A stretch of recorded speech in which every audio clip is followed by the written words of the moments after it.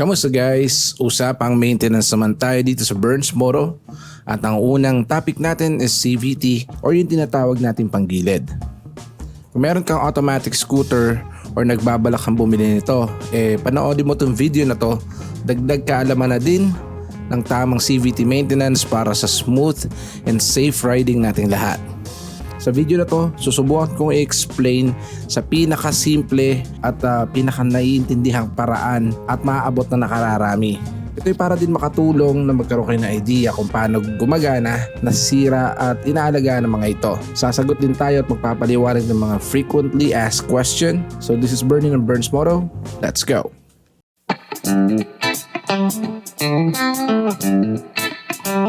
Ano ba ang CVT or yung panggilid? Ito yung sistema sa mga scooter na kung tawagin ay continuously variable transmission. So meaning wala itong clutch or pagdipat ng mga gearing na kinakailangan para tumakbo ang iyong motor. Automatic lahat dito. Gas and go. Kada piga mo ng silinyador, aandar ang iyong motor. Ang CVT ay mayroon tatlong main components. Yan ang primary pulley, secondary pulley, at ang belt. Sa primary pulley o tinatawag din nating driver pulley, ito yung kumukuha ng initial power na nanggagaling mula sa crankshaft para tumakbo ang isang scooter. Gamit ang belt or driver belt for connection, ita-transfer niya yung power na yon para paikuti naman ang secondary pulley or yung tinatawag natin driven pulley or mas kilala na karamihan sa pangalang torque drive. Ito naman ay yung connected sa gearbox para paikutin ang likuran na gulong ng motor. Tuwing kailan ba dapat magpa-CVT cleaning? Well, para sa tamang sagot, mas mainam na i-check ang iyong manual. Especially sa may mga bagong motor kasi since bagong motor mo, for sure bago rin lahat ng CVT parts mo. Normally, nasa 6 to 8,000 kilometers ang unang CVT cleaning mo para na din ma-check yung condition ng belt mo. For sure, hindi pa naman yan sira or kakaunti pa lang yung wear and tear kasi nga bago pa talaga. Pag madumi ang CVT mo, dyan na pumapasok ang pagkasira ng mga components gaya ng flyball, slider, belt at dyan na din papasok ang dragging na nakaka-apekto sa driving comfort at performance sa motor mo. After ng unang CVT cleaning, pwede mo na yung gawing routine every 4 to 6,000 kilometers. Depende sa paggamit mo ng motor mo. Tsaka syempre, pag nararamdaman mong medyo may delay na or dragging na sa arangkada mo, ito na yung sign para ikay magpa-CVT cleaning para ma-check na din yung mga components mo sa loob ng yung panggilid. Kailan pinapalitan ng belt? Well, pagdating naman sa usapang belt, ang replacement nito is usually around 20,000 kilometers up to 24,000 kilometers. Depende pa rin yan kung pakiramdam mong madami na siyang crack, huwag mo nang antayin maputulan ka.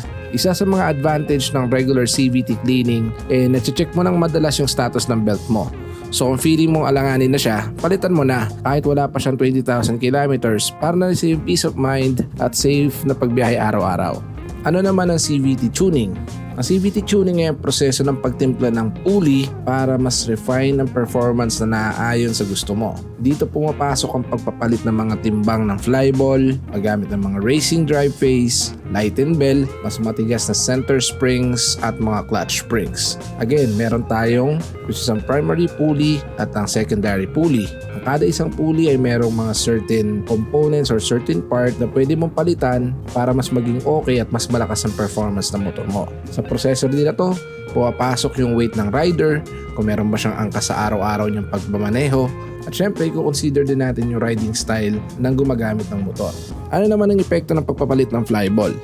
Ang pagpapalit ng flyball ang isa sa pinaka-effective na minor upgrade na pwede mong gawin sa iyong motor na hindi masyado nakakabutas ng bulsa. Ang pagpapalit ng flyball ng scooter ay mayroon dalawang epekto. Pwede itong bumagal sa arangkada pero may mas mataas sa top speed. Pwede din namang may malakas na arangkada ngunit may mas mababang top speed. Sa mga stock na unit, usually design ito for fuel efficiency so madalas ay mas mabigat ang flyball nito kaya hindi pa sagad ang arangkada niya pero magandang numbers during high speed. Design ito for practical riding. Habang ang pagkakabit naman na mas magaan na flyball set ay napapalakas ito ang acceleration o yung arangkada ng scooter sa normal nitong takbo. Malakas sumibat, mabilis ang alis, lalo na kung city driving, pero ito naman ay may mas mababang top speed at mas malakas na fuel consumption. Kung mapapansin nyo sa mga drag race ay madalas na mababang bigat ng flyball ang mga setup nila since short distance lang ang takbuhan at kailangan ng mas malakas at mas mabilis na acceleration.